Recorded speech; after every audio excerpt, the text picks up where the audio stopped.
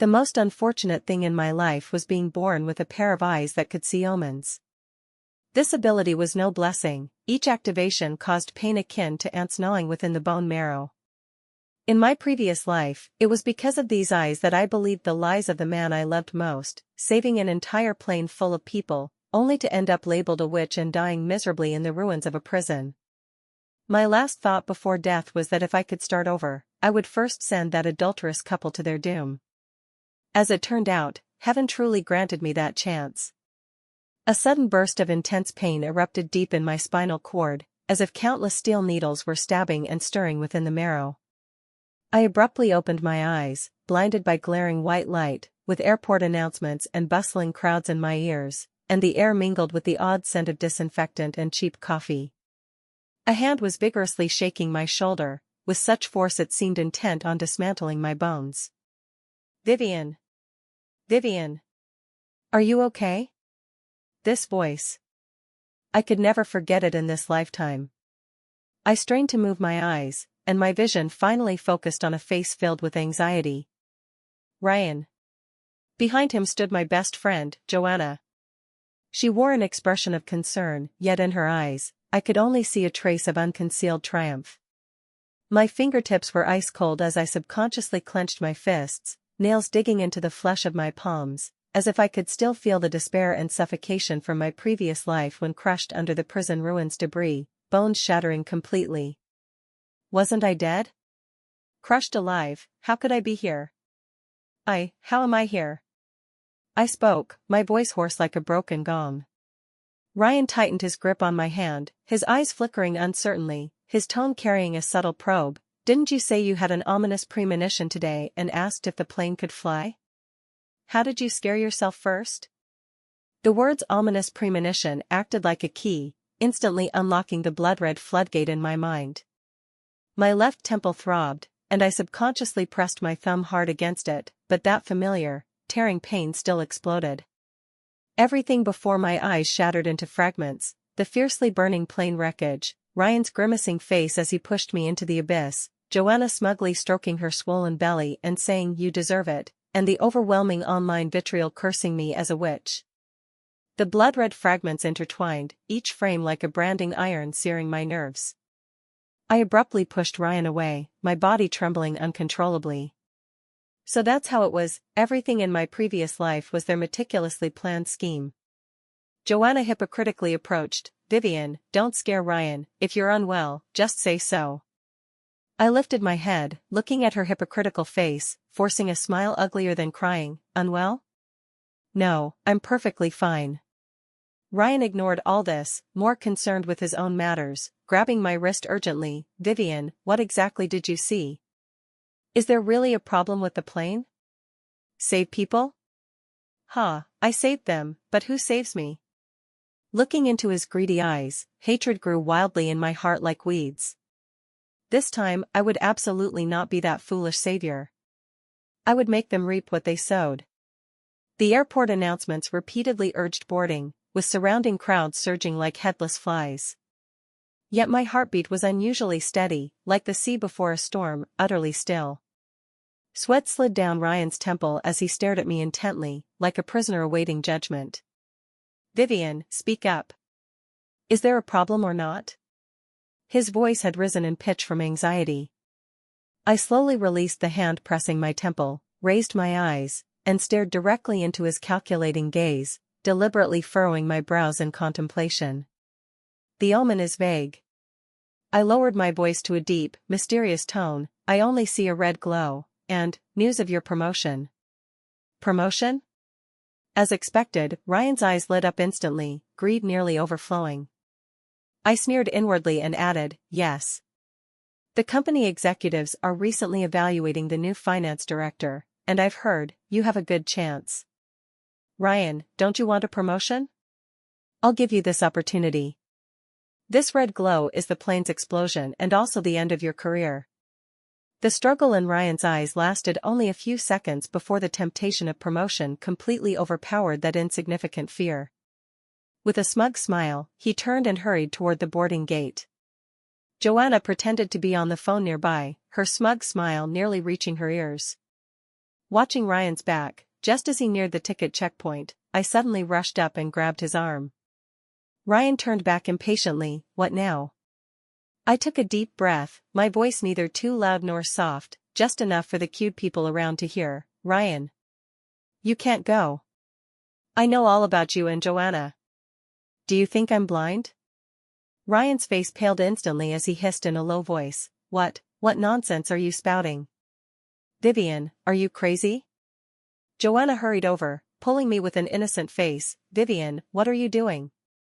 Ryan is about to board, don't make a scene. Make a scene? I flung her hand away, raising my voice several degrees, successfully drawing everyone's attention. What scene? How long did you adulterous pair think you could hide from me? Make a scene, the bigger, the better. This way, I can rightfully stay behind. Airport security soon arrived, and I was invited into the police inquiry room. The cold chair and glaring incandescent light brought me an inexplicable sense of relief. Facing the officer's inquiry, I calmly recounted how I discovered my boyfriend's infidelity at the airport, missing the flight in emotional agitation. At emotional points, I even squeezed out a few tears, embodying a betrayed pitiful woman. Miss Vivian, are you certain you missed the flight solely due to emotional disputes? The officer's tone carried a hint of doubt. Sobbing, I nodded, yes, officer. I was truly devastated then, thinking he's still on the plane. I choked up appropriately. The officer looked at me thoughtfully, seemingly half believing, but finding no flaws.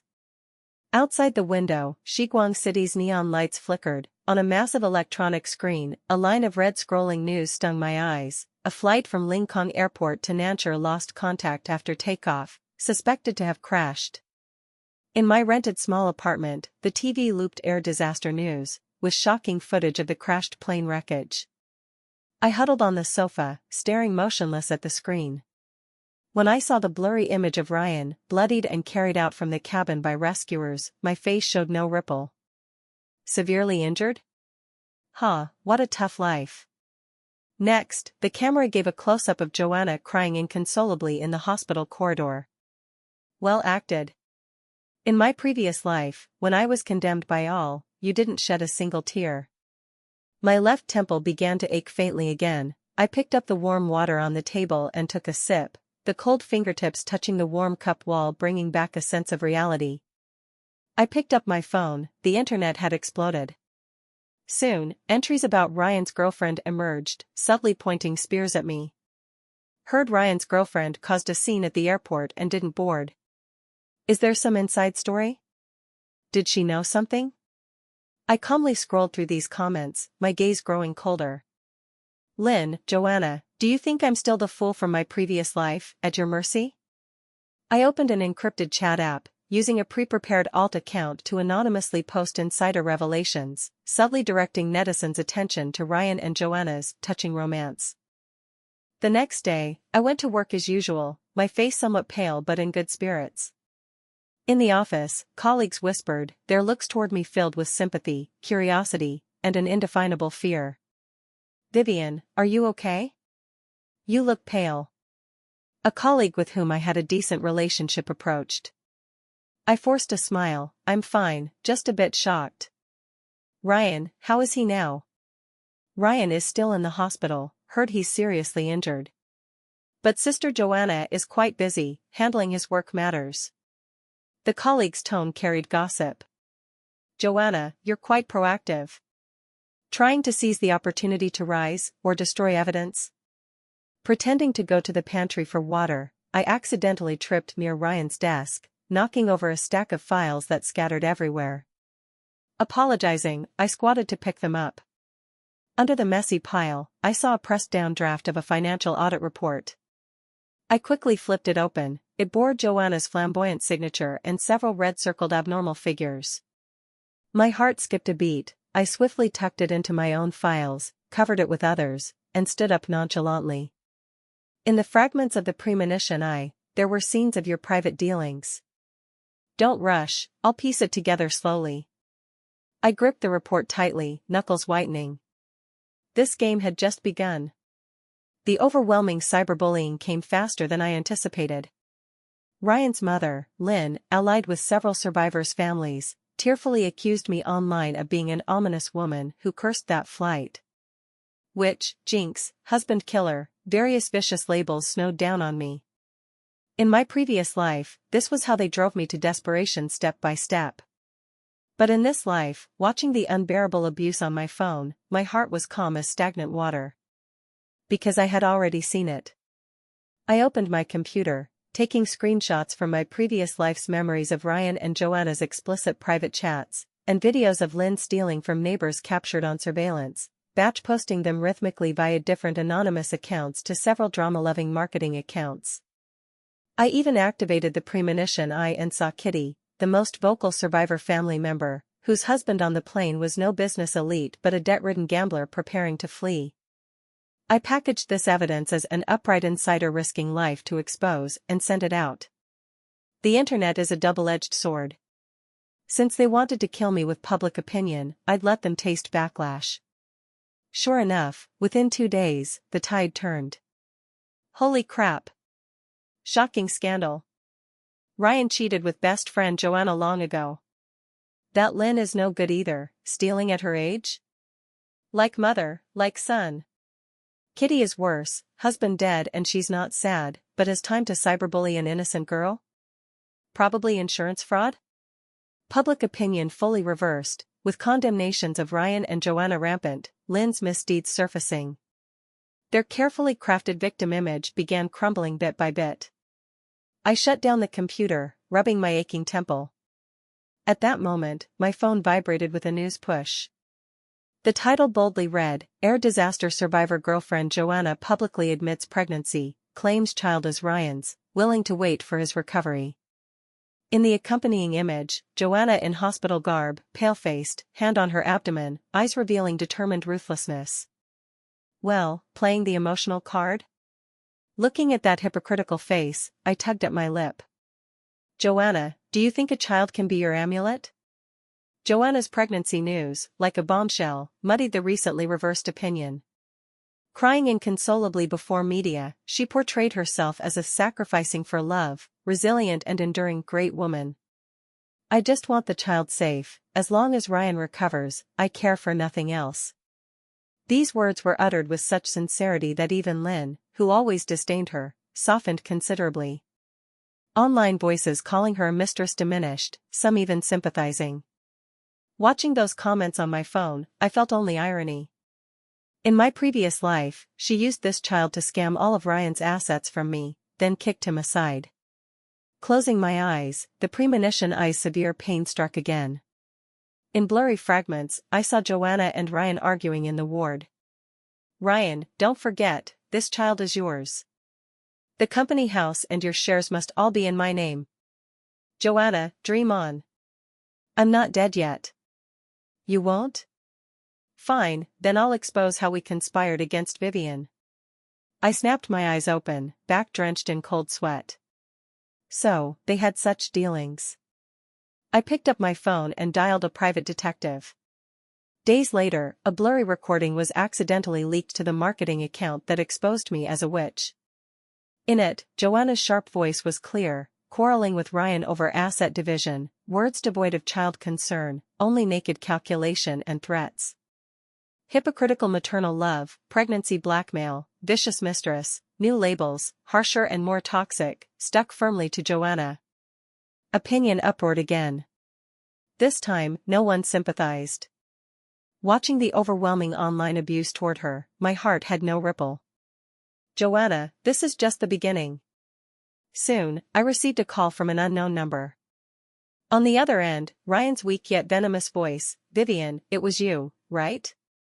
Ryan's call was expected. After his injuries improved, unwilling to be ruined by a woman, he began his counterattack. Vivian, don't gloat. If I'm suffering, you won't fare well either. He gnashed his teeth over the phone.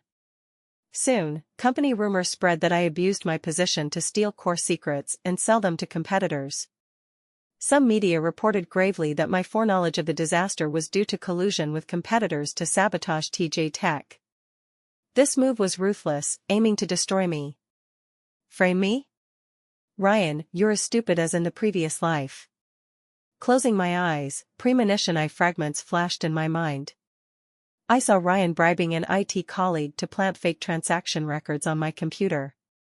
I saw him planning to present evidence publicly at Monday's executive meeting to nail me down. Opening my eyes, a cold arc curved my lips. Since you want to play, I'll play to the end. On the weekend, I returned to the company under the pretext of overtime. In a surveillance blind spot, I opened my computer, deleting nothing, but following the premonition's hints, deliberately left encrypted, seemingly confidential fake files in hidden folders. I also scanned the audit report draft with Joanna's signature I found earlier and hid it in one of the fake files. Monday, executive meeting. The atmosphere was tense. Ryan in a wheelchair, pale but with unusually excited eyes. Midway, he suddenly attacked, pointing at me sternly accusing me of stealing secrets, and publicly played the evidence forged by the bribed IT colleague. All executives' gazes focused on me. I didn't panic, just calmly watched his performance. When he finished, I slowly stood, took out my laptop, connected to the projector. Director Ryan, the evidence you mentioned is indeed on my computer. But you seem to have missed something. In front of everyone, I opened the encrypted file hiding the audit report. This file, I picked up under your desk last week. I'm curious why a financial audit report has marketing's Joanna's signature. And these figures don't match the last quarter's financials. As my words fell, Ryan's face drained of color. The executives, no fools, changed expressions upon seeing the report. The chairman slammed the table, pointing at Ryan roaring, "Ryan! Explain clearly. What's going on?" Ryan panicked completely, his incoherent defenses only worsening it. The meeting ended with Ryan suspended on the spot for internal investigation. As security wheeled him out, his venomous gaze seemed intent on devouring me alive. Back at my desk, just sitting down, my phone vibrated. A text from Joanna, "Meet at the cafe, let's discuss a deal."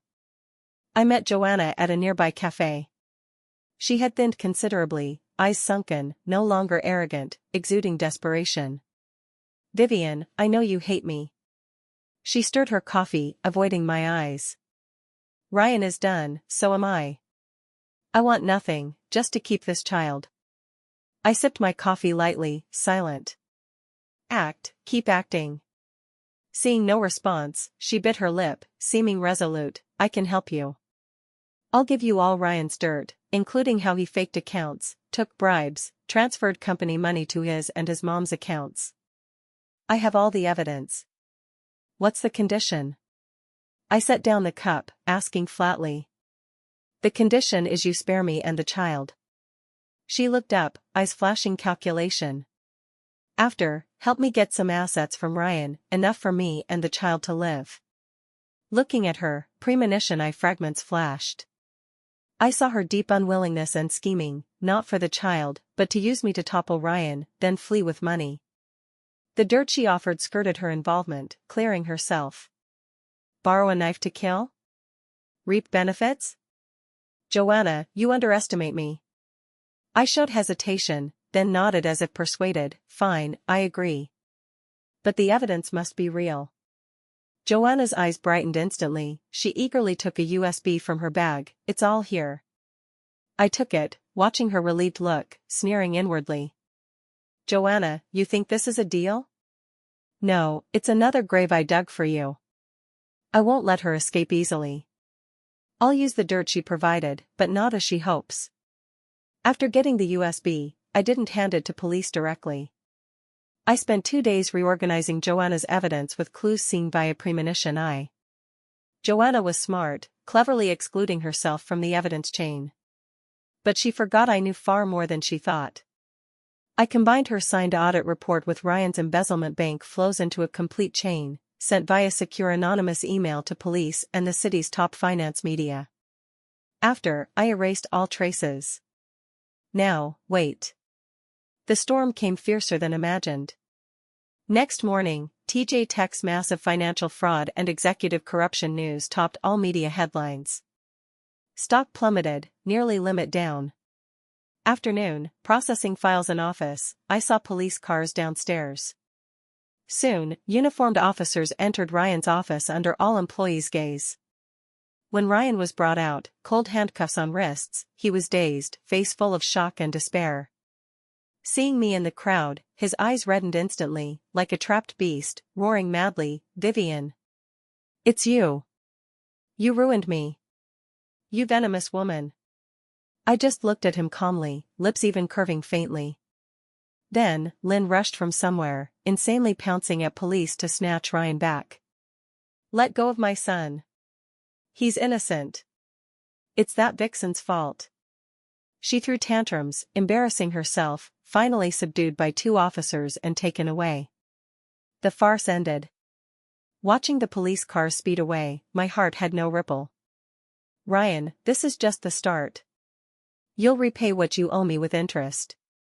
Back at my seat, phone vibrated with news: TJ Tech fraud key figure Joanna missing this afternoon, whereabouts unknown. Joanna vanished, along with her unborn child, from everyone's sight. Police investigated but found no clues, like evaporation. On the surface, I feigned shock and regret, even cooperated with police statements, but knew better than anyone. It was me. Using premonition I saw Joanna's plan to flee with money. I inadvertently leaked her hideout to desperate creditors victimized by her and Ryan. They hated them deeply. A week later, police found Joanna's body in a suburban abandoned factory. Forensic report: accidental fall from height during escape, instant death. The child naturally didn't survive. Everything appeared accidental. I even used premonition I's vague info to provide the case captain with unintentionally heard clues about Joanna's recent mental instability, steering investigation toward suicide from guilt or accidental death. The case closed quickly. Joanna's death ruled accidental. This news was the final straw crushing imprisoned Ryan. Through channels, I learned that upon hearing Joanna and the child were gone, he mentally collapsed completely. All day in jail, raving, "Retribution, it's all retribution. Yes, Ryan, this is your retribution." Standing by the company's floor-to-ceiling window, watching the bustling traffic below, my heart was peaceful. Vengeance achieved. But my path had just begun. Turning, I inadvertently met the police captain's gaze. He was here for final inquiries. Looking at me, his eyes lacked prior doubt, adding an inscrutable contemplation. He said nothing, just nodded and left. Yet I felt inexplicable palpitations.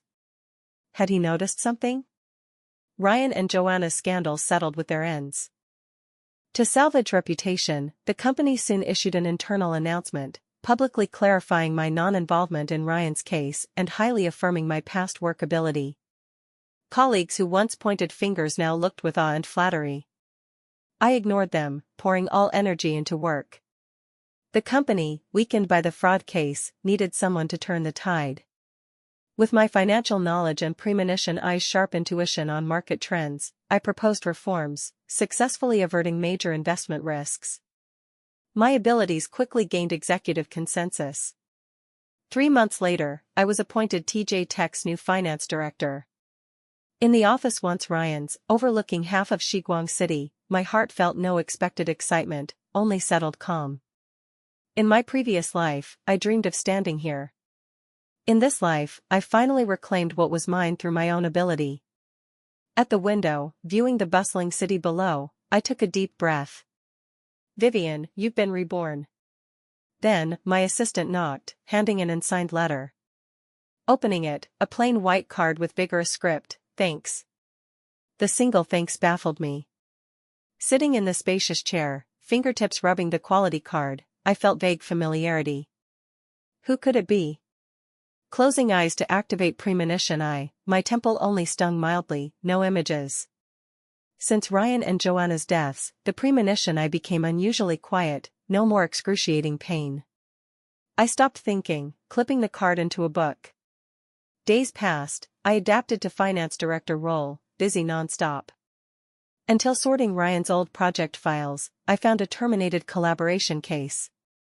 Project lead David, a capable veteran, was fired by Ryan on pretext due to the project's failure. Looking at David's photo in files, a blurry scene flashed. Rainy night, David cornered by Ryan in company garage, Ryan threatening with a document. So, the project wasn't failed but deliberately sabotaged by Ryan to pocket funds. My heart jolted, subconsciously recalling the thank you letter. Could it be? I immediately had my assistant check David's status. The result shocked me. Shortly after I toppled Ryan, David started his own business on that sabotaged project. Now, his company was scaling, with strong momentum. Looking at the assistant's materials, mixed feelings arose.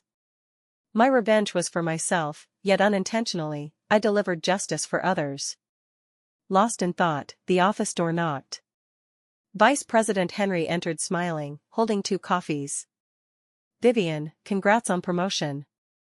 He placed coffee on my desk. "We should get closer." Looking at his smiling tiger face, premonition I suddenly stung sharply. In blurry fragments, I saw Henry and Ryan toasting in a high-end club, a cash-filled briefcase on the table. Henry's olive branch came unexpectedly. Leaning on my desk, confiding, "Vivian, you're young and promising, boundless future. Some old-timers are rigid, for hard matters, come to me." Surface mentorship, actually probing and wooing. I picked up his coffee, steam blurring vision, masking my cold eyes.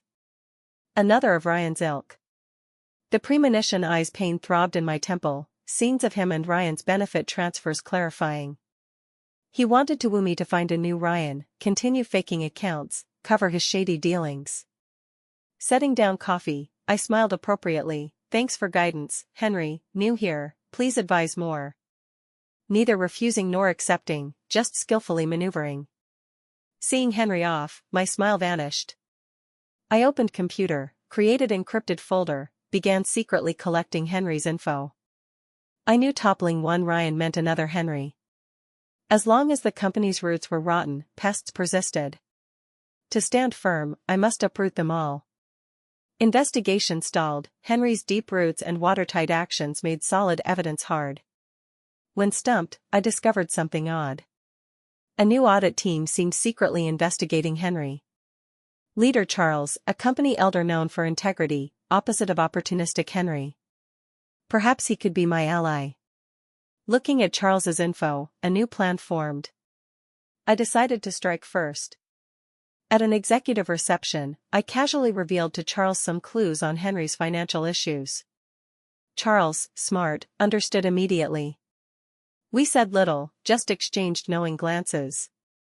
Next day, Charles invited me. In his office, we had a secret talk. I shared all clues, including premonition eye fragments, packaged as my sharp business intuition and detailed data analysis. After listening, Charles silent long, then slammed table. "This Henry. I suspected him long ago. Vivian, this time, we must bring him down." We quickly devised a detailed plan. Charles handled internal power pressure. I, using finance expertise and premonition I, sought direct crime evidence. Our alliance proceeded silently. Henry unsuspecting, still wooing variably, hinting that with cooperation, he could help me get next CEO position. I feigned compliance, secretly recording every probe and hint. Timing matured soon. At a board meeting deciding a key future project, Henry overrode opposition, strongly recommending a closely related partner. Just as he nearly convinced all, I stood. "Henry, I background checked your recommended company." I opened projection, showing prepared evidence one by one. The company had huge financial holes, and crucially, its actual controller was Henry's brother-in-law. Ironclad proof. Henry's face paled instantly. The room uproared. We succeeded. But as I thought it settled, premonition I sent unprecedented pain. I saw blood red. Cornered, Henry showed his craziest side.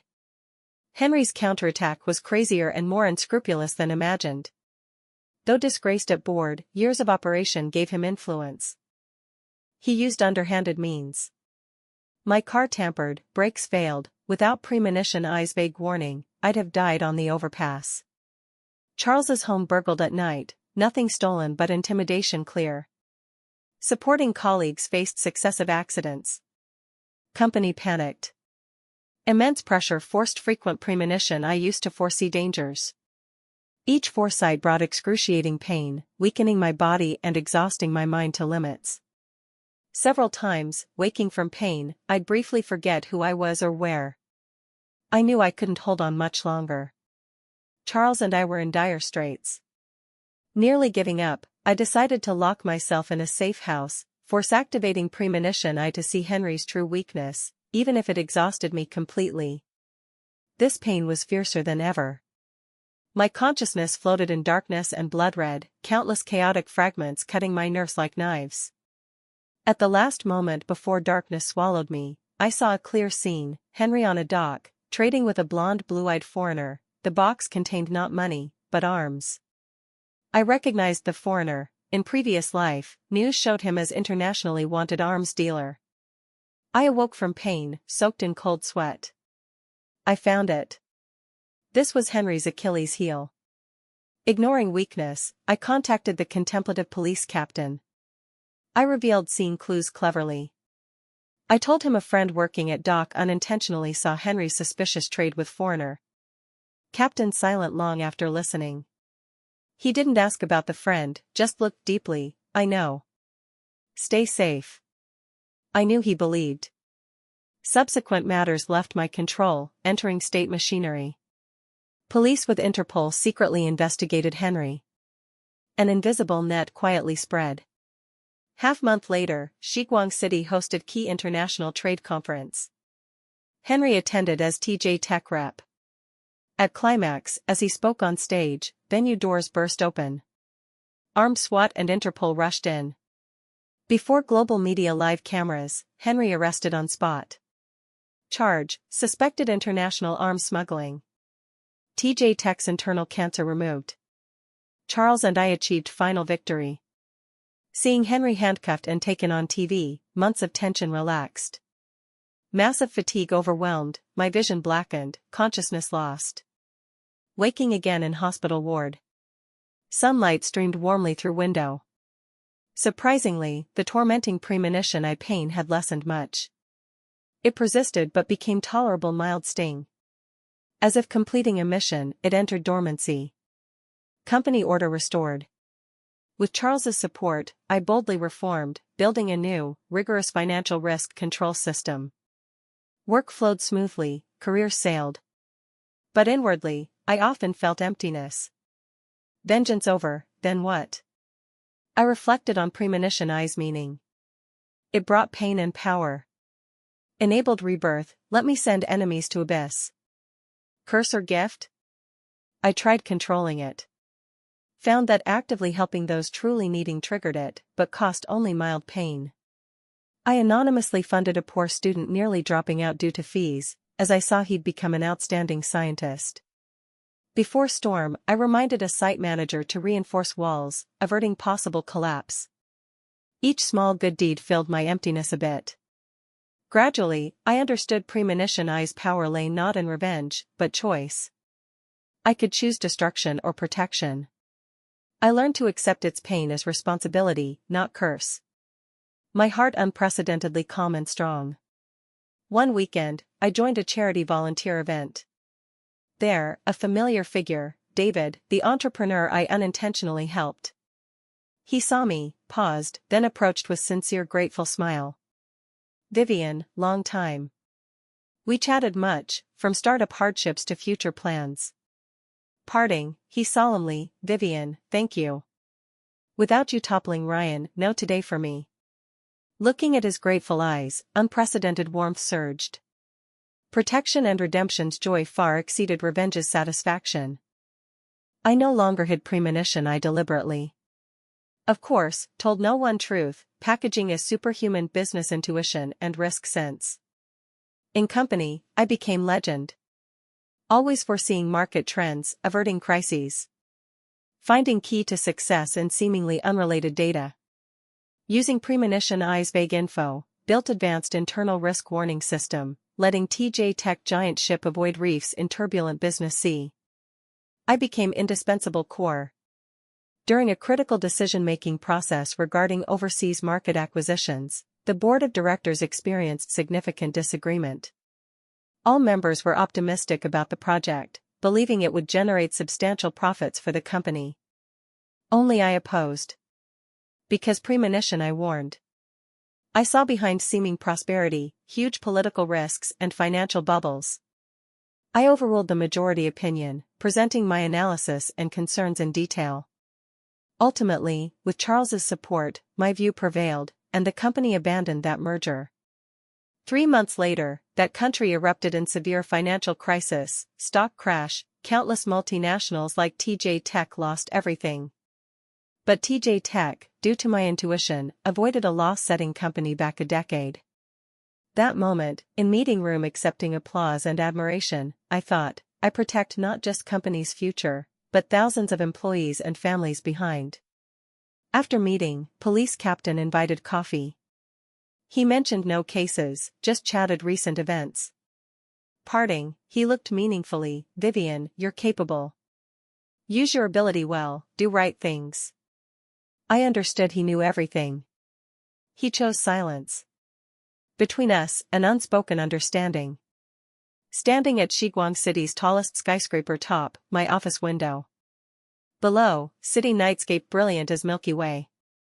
From rebirth in Lincoln Airport agony, to step-by-step scheming sending Ryan, Joanna to hell, from toppling Henry, removing company cancer, to now standing here as true fate master. Past scenes flashed like movie. Those hates, pains, struggles faded with time, settling into my blood and bones. I raised hand, subconsciously rubbing left temple. There, premonition eyes pain minimal, like old friend occasionally reminding presence. No longer curse, but tool controlling fate, trump card protecting what I cherish. Desk intercom rang, assistant, director when, Europe video meeting starting soon. I picked files, confident smile curving lips. Got it. Turning, I walked to meeting room, to next challenge. Outside, night flight cut sky, wing lights twinkling like distant star. I looked afar, gaze profound. Future holds infinite possibilities. But that's another story. Story short, lifelong.